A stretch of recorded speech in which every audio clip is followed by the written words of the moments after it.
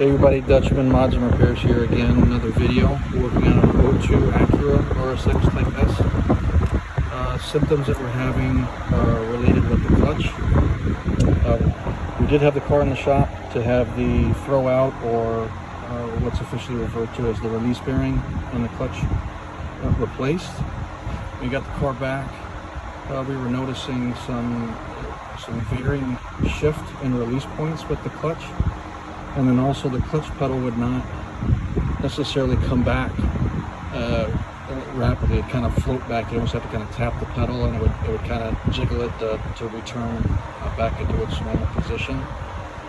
That led us into looking at the slave cylinder, and we're going to try and show you what we've got going on here. So the one on the right here is the old one.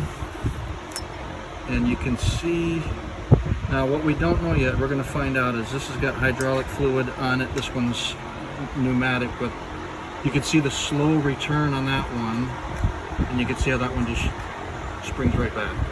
Okay, so once we get this put back in the car, we'll follow back up with what we hope is the fix, and that is that the slave cylinder itself is bad. I don't know if there's an internal spring.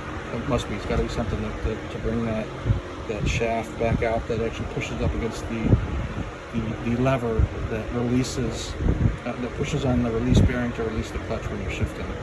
And we're hoping that the replacement is what we're looking at, and that's exactly how it's supposed to function when it's actually connected to the hydraulic part of the car. So we're going to go ahead and swap these out.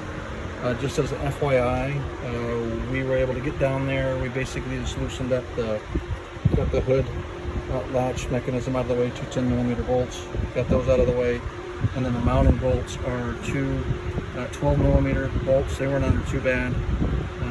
We were able to get one with basically both off with the ratchet, no problem.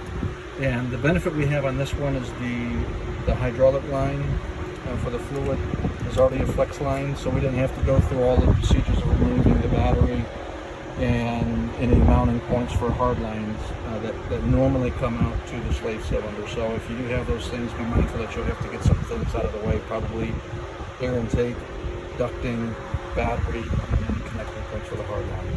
But anyhow, we'll come back with more information once you know what we find out.